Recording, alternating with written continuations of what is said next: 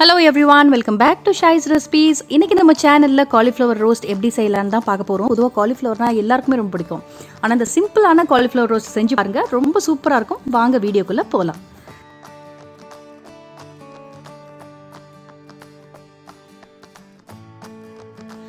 First ஒரு panல ஒரு 2 table spoon அளவு ஆயில் சேர்த்தாச்சு. அதுக்கப்புறம் ஒரு பிரியாணி இலை, 1 டீஸ்பூன் சோம்பு, அதுக்கப்புறமா ஒரு கொத்து கருவேப்பிலை, 2 மீடியம் சைஸ் பெரிய வெங்காயம், அதை தின்னா ஸ்லைஸ் பண்ணி வச்சுருக்கேன். இப்போ அதை இதோட சேர்த்துடலாம்.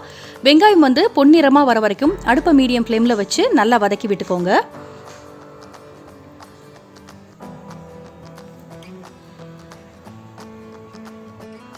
இந்த அளவுக்கு வெங்காயம் வதங்கினதுக்கு அப்புறமா உங்கள் காரத்துக்கு ஏற்ற மாதிரி பச்சை மிளகா அதை உடைச்சிட்டு சேர்த்துருக்கேன். அதுக்கப்புறமா 1 டீஸ்பூன் அளவு இஞ்சி பூண்டு பேஸ்ட் அதையும் சேர்த்துடலாம். இப்போ நம்ம சேர்த்த இஞ்சி பூண்டு பேஸ்ட்டோட பச்சை வாசனை நல்லா போயிடுச்சு.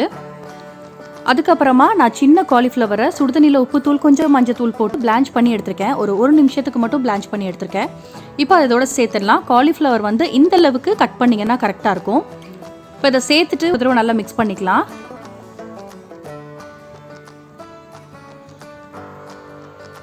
காலிஃப்ளவர் மிக்ஸ் ஆனதுக்கப்புறமா இந்த ரெசிபிக்கு தேவையான அளவு உப்பு, காரத்துக்கு ஏற்ற மாதிரி சில்லி பவுடர், அதுக்கப்புறம் மஞ்சள் தூள் கொஞ்சம் சேர்த்துக்கோங்க.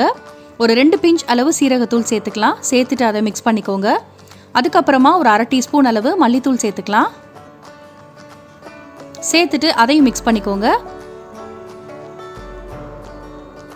நம்ம சேர்த்த மசாலா எல்லாமே மிக்ஸ் ஆயிடுச்சு. இப்போ கொஞ்சமாக தண்ணி தெளித்து இப்போ மூடி வச்சு இது நல்லா வெந்து நல்லா அதை முருகி வர வரைக்கும் நம்ம வெயிட் பண்ணணும்.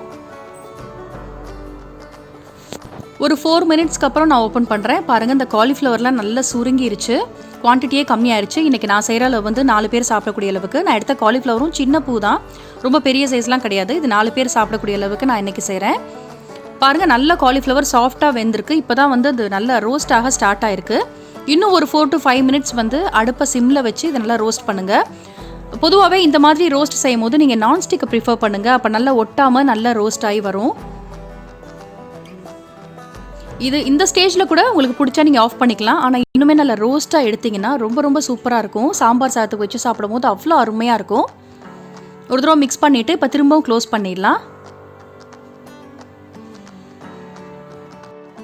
ஒரு 5 மினிட்ஸ் கழிச்சு நான் ஓப்பன் பண்ணுறேன். பாருங்கள், காலிஃப்ளவரோட குவான்டிட்டியே நல்லா சுருங்கி சூப்பராக ரோஸ்ட் ஆகி வந்திருக்கு. ரொம்ப சிம்பிளான ஒரு ரெசிபி. சட்டுன்னு செஞ்சு முடிச்சிடலாம். ரொம்ப டேஸ்ட்டாகவும் இருக்கும். தயிர் சாதத்தை கூட வச்சு சாப்பிட்டு பார்த்தீங்கன்னா தயிர் சாதம் சாப்பிட்றதே தெரியாது, அந்தளவுக்கு ரொம்ப சூப்பராக இருக்கும். ஒரே ஒரு தடவை நீங்கள் இதை ட்ரை பண்ணி பாருங்கள். கண்டிப்பாக அடிக்கடி செஞ்சு பார்ப்பீங்க. இப்போ ஃபைனலாக ஒரு பிஞ்ச் அளவு கரம் மசாலா சேர்த்துட்டு கேஸ் ஆஃப் பண்ணிடலாம். மிக்ஸ் பண்ணிவிட்டு ரொம்ப சூப்பராக இருக்கும். நீங்கள் ட்ரை பண்ணி பார்த்துட்டு கண்டிப்பாக எப்படி வந்துச்சுன்னு உங்களோட ஃபீட்பேக்கை கமெண்ட் செக்ஷனில் என் கூட ஷேர் பண்ணுங்கள். உங்களுக்கு இந்த ரெசிபி பிடிச்சிருந்துச்சுன்னா லைக் பண்ணி ஷேர் பண்ணுங்கள். இந்த மாதிரி ரெசிபிஸ்க்கு மறக்காமல் ஷாய்ஸ் ரெசிபிஸ் சேனலை சப்ஸ்கிரைப் பண்ணிக்கோங்க. எப்போவுமே ஹாப்பியாக இருங்க. Take care. Thank you and thanks for வாட்சிங்.